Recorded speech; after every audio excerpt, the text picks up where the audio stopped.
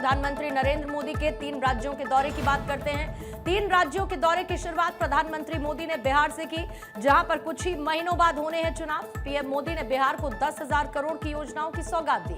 बिहार के सिवान में एक जनसभा को संबोधित करते हुए पीएम मोदी ने बिहार की जनता से कांग्रेस और आरजेडी से दूर रहने की अपील की है। इस दौरान प्रधानमंत्री नरेंद्र मोदी ने कांग्रेस और आरजेडी पर हमला बोलते हुए कहा कि पंजे और लालटेन ने मिलकर बिहार में लूट खसोट मचाई।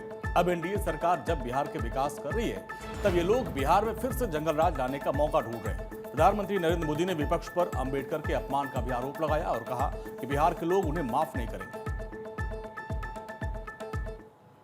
बिहार के आप सभी लोगों का सामर्थ्य है।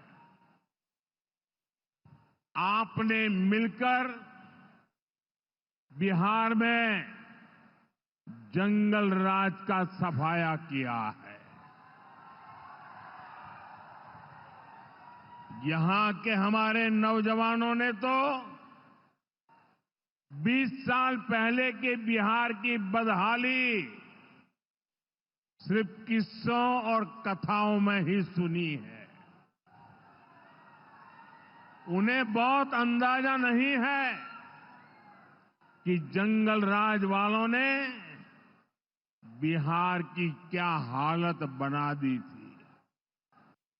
अनेक चुनौतियों को पार करते हुए नीतीश जी के नेतृत्व में एनडीए सरकार बिहार को विकास की पटरी पर वापस लाई है। सिवान पहुंचने पर प्रधानमंत्री मोदी का लोगों ने भव्य स्वागत किया और इस साल ये प्रधानमंत्री मोदी का 5वां बिहार का दौरा है, जिसे भी चुनावी लिहाज से बेहद खास और अहम माना जा रहा है। सिवान को लालू परिवार का एक गढ़ माना जाता है और ऐसे में प्रधानमंत्री मोदी ने जनसभा के जरिए लालू परिवार पर जोरदार हमला बोला। पीएम मोदी ने इस बीच परिवारवाद पर भी हमला बोला। पीएम मोदी ने कहा कि हम कहते हैं सबका साथ सबका विकास, लेकिन लालटेन और पंजे वाले कहते हैं परिवार का साथ परिवार का विकास। उन्होंने कहा कि कांग्रेस और आरजेडी की राजनीति का कुल जमा निचोड़ यही है कि अपने अपने परिवारों के हित के लिए ये देश के बिहार के करोड़ों परिवारों का अहित करने से भी नहीं चूकते हैं। जिस बिहार ने सदियों तक भारत की प्रगति को नेतृत्व दिया, उसको पंजे और लालटेन के शिकंजे ने पलायन का प्रतीक बना दिया था। लंबे समय तक कांग्रेस के लाइसेंस राज ने देश को गरीब रखा और गरीब को अति गरीबी में धकेल दिया। इन्हें गरीबी हटाने का सपना दिखाकर खुद कुछ परिवार करोड़पति अरबपति हो गए।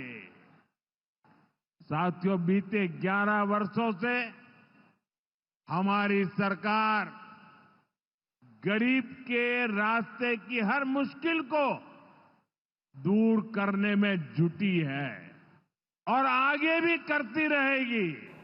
तो अंतर्राष्ट्रीय सहकारिता वर्ष के आयोजन में जहां पर गृहमंत्री अमित शाह को इस वक्त आप मुंबई से सुन रहे थे, अगली खबर है राष्ट्रपति द्रौपदी मुर्मू को लेकर, जो कि देहरादून के राजपुर रोड पर राष्ट्रपति निकेतन का उद्घाटन करने पहुंची। इस कार्यक्रम में राज्यपाल और सीएम पुष्कर सिंह धामी भी मौजूद थे। 186 साल पुराना राष्ट्रपति का विश्राम गृह अब 24 जून से आम लोगों के लिए खुल जाएगा। 21 एकड़ में फैला राष्ट्रपति निकेतन, जिसे पहले राष्ट्रपति आशियाना भी कहा जाता था, अब राष्ट्रपति भवन और उसकी विरासत से नागरिकों को जोड़ने की ये पहल आम लोगों के लिए इसको अब खोला जाएगा। राष्ट्रपति द्रौपदी मुर्मू ने देहरादून स्थित राष्ट्रीय दृष्टि दिव्यांगजन सशक्तिकरण संस्थान का भी दौरा किया। इस दौरान राष्ट्रपति मुर्मू उस समय भावुक हो गए जब वहां पर मौजूद छात्रों ने उन्हें जन्मदिन की शुभकामनाएं एक गीत के जरिए दी। 21 जून को राष्ट्रपति अंतर्राष्ट्रीय योग दिवस के मौके पर देहरादून स्थित उत्तराखंड राज्य पुलिस लाइन मैदान में सामूहिक योग प्रदर्शन में भी हिस्सा लेने वाली है। सीएम योगी ने आजमगढ़ से गोरखपुर लिंक एक्सप्रेसवे का उद्घाटन किया। सीएम योगी ने करीब 91 किलोमीटर लंबे एक्सप्रेसवे का कार से निरीक्षण किया। इस दौरान जनसभा को संबोधित करते हुए योगी ने कहा कि उत्तर प्रदेश आत्मनिर्भर प्रदेश बन रहा है, यूपी एक्सप्रेसवे प्रदेश बन रहा है। सीएम योगी ने कहा कि अब आजमगढ़ आतंक का गढ़ नहीं है, बल्कि साहस का गढ़ बन गया है। इस दौरान उन्होंने पीएम मोदी का आभार जताया। मुख्यमंत्री ने कहा कि उत्तर प्रदेश को सर्वोत्तम प्रदेश बनाने के लिए डबल इंजन की सरकार काम कर रही है। उन्होंने कहा कि काशी, विंध्याचल, चित्रकूट, अयोध्या के विकास के बाद अब सरकार मथुरा और वृंदावन की तरफ बढ़ गई है। हम विरासत का भी संरक्षण करेंगे, विकास भी करेंगे।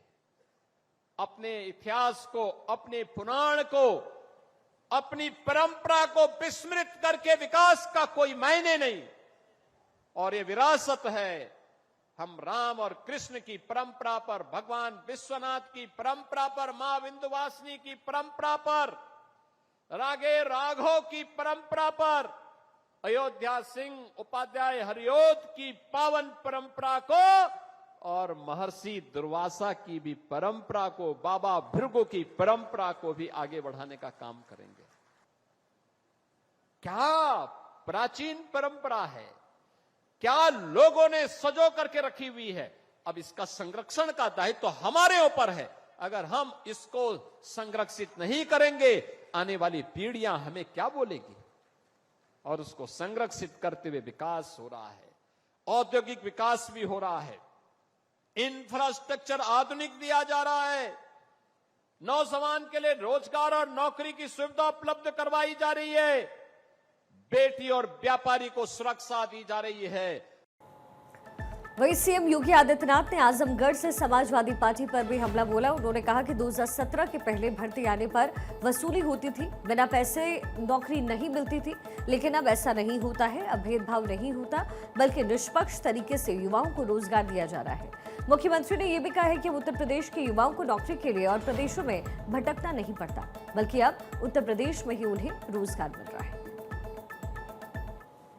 याद करिए, उत्तर प्रदेश का नौजवान एक साथ 60,244 एक साथ भर्ती हो गया, कोई सिफारिश नहीं।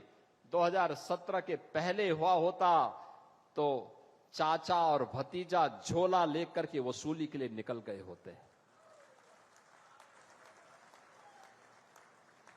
यानी वहां पर भी भेद होता था।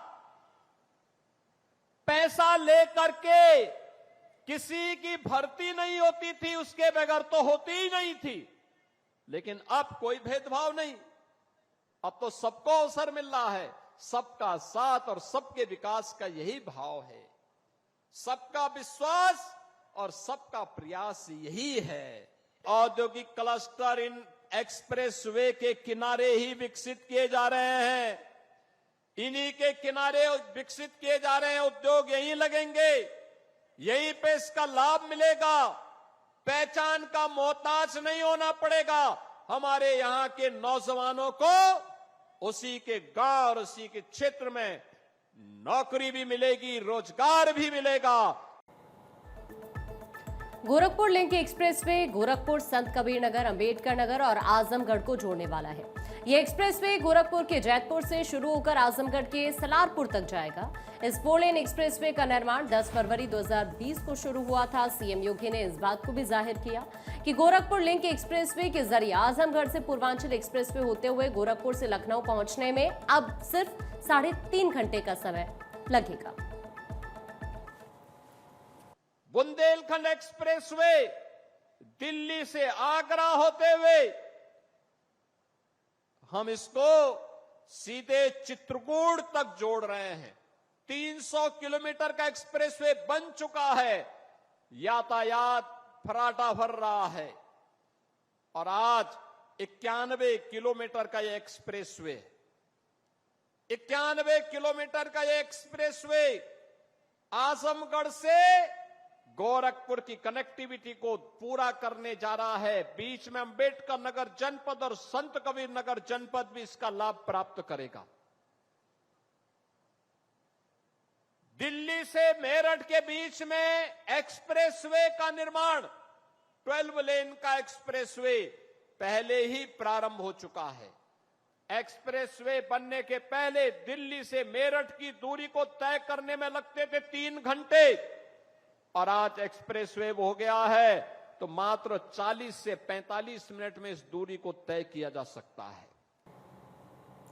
दिल्ली की मुख्यमंत्री रेखा गुप्ता ने पीतमपुरा में कस्तूरबा पॉलिटेक्निक कॉलेज के निर्माण कार्य का उद्घाटन किया। मुख्यमंत्री रेखा गुप्ता ने कहा कि विकास का मतलब सिर्फ योजनाएं बनाना नहीं, बल्कि हर गली, हर कॉलोनी और हर नागरिक के जीवन में सुविधा और समृद्धि लाना भी है। इस दौरान मुख्यमंत्री रेखा गुप्ता ने विपक्ष पर भी हमला किया। दिल्ली में चल रही बुलडोजर कार्रवाई पर भी उन्होंने कहा कि जो लोग दुष्प्रचार करना चाहते हैं, राजनीतिक रोटियां सेकना चाहते, उन्हें कभी भी शहर चलाने का सोचा नहीं। उनका सिर्फ एक ही मकसद था, चुनाव लड़ना, जीतना। लोग एक दुष्प्रचार करना चाहते हैं, राजनीतिक रोटियां सेकना चाहते हैं, उनको शहर चलाना कभी उन्होंने सोचा ही नहीं। उनका ध्येय चुनाव लड़ना, चुनाव जीतना ध्येय था।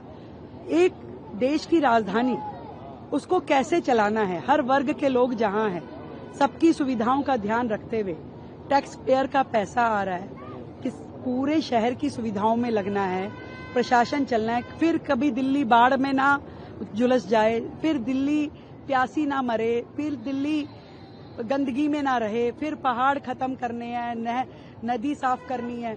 ये सारे काम कैसे होंगे? ये सारे काम तब होंगे जब आपकी जनता को ये पता होगा कि आपको किसी भी प्रकार का गलत कार्य नहीं करना है। और गलत कार्य आप रेलवे की लाइन पे जाके मकान बसाएंगे, वो मुख्यमंत्री नहीं बचा सकती भाई। वहीं दिल्ली सीएम ने यह भी कहा है कि राजधानी के हर एक वर्ग के लोगों की सुविधाओं का ध्यान रखते हुए काम किया जा रहा है। उन्होंने कहा कि कहीं दिल्ली बाढ़ में ना डूब जाए, दिल्ली प्यासी ना रहे, गंदगी में ना रहे, कूड़े के पहाड़ खत्म करने हैं, नदी साफ करनी है, और इसके लिए दिल्ली वालों का सहयोग भी जरूरी है। उन्होंने ये भी कहा कि रेलवे लाइन पर अगर कोई मकान बनाएगा तो खुद सीएम भी इसे नहीं बचा पाएंगे। वहीं योग दिवस को लेकर सीएम रेखा गुप्ता ने बताया कि वो यमुना किनारे योग अभ्यास करेंगी। उन्होंने कहा कि दिल्ली में कई जगहों पर योग दिवस एक त्योहार की तरह मनाया जाएगा।